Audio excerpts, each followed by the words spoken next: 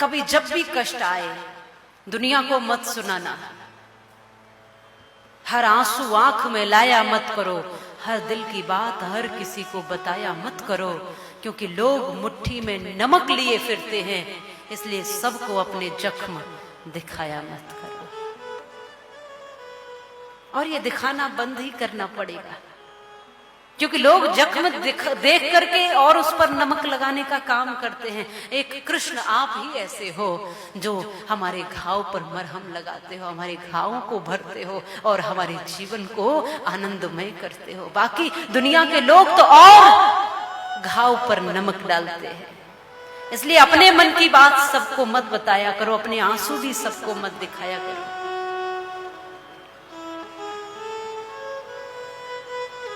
क्योंकि कोई प्रेमी ही समझ सकता है, कोई अपना ही समझ सकता है, कोई जिसके दिल में दर्द होगा वही आपकी भावनाओं को समझ सकेगा।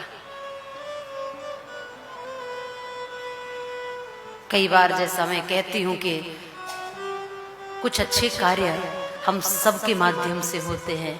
यदि कुछ अच्छे कार्य का निमित्त परमात्मा ने मुझे बना दिया है, किसी बेटी के आंसू पोंछने का, गौ माता के सहारे के लिए, या कोई बाल गोपालों के एक अच्छे भविष्य के लिए यदि कोई निमित्त मात्र मुझे बना दिया है, तो मैं ये सोचती हूँ कि क्यों हम सबका इसमें भागीदारी नहीं होनी चाहिए? क्या एक व्यक्ति, और संत कहते हैं कि एक व्यक्ति सक्षम हो यदि कार्य करने में, तो भी उसको अकेले कोई काम नहीं करना चाहिए, धर्म का, समाज का।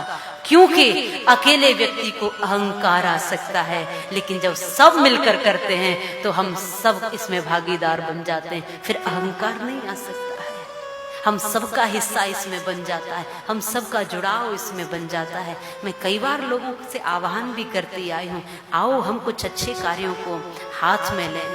ये सोचकर एक संस्थान भी शुरू किया, कुछ अच्छा करते हैं, पर लोगों को देखा लोग घाव पर नमक छिड़कने वाले हैं, मरहम लगाने वाले नहीं, तो फिर घाव दिखाना बंद किया। अरे छोड़ो, इस दुनिया को क्या दिखाते हो?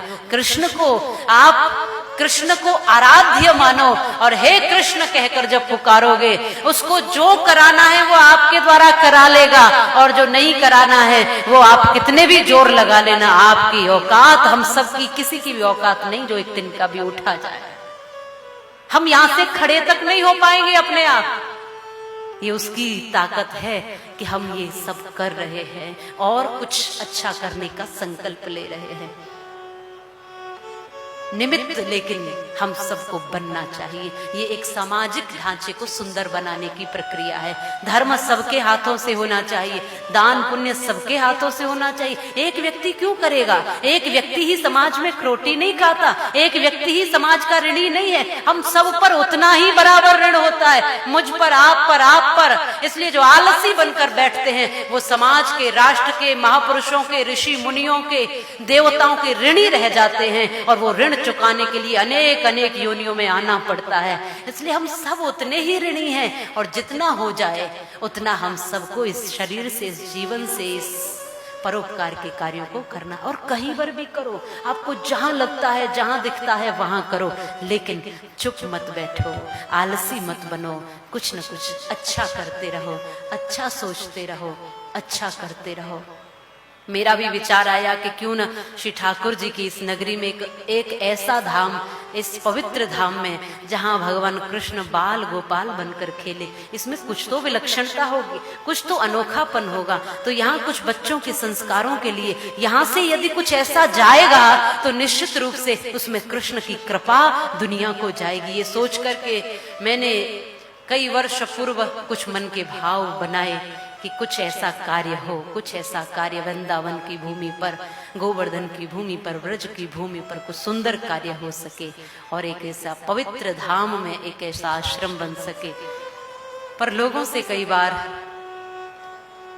कहना भी व्यर्थ जाता है, तो मैं सोचती हूँ कि कहो मत, बस चुपचाप करते जाओ, जो कराना है वो करा लेगा। उसका धाम बहुत निराला है, उसकी कृपा का जब अनुसरण करते हैं तो पता चलता है कि उसकी कृपा ऐसी बरसती है, और कहां से बरस जाए, कब बरस जाए, कोई नहीं कहता है। इसलिए आप केवल अपने पथ के अनुगामी बनो।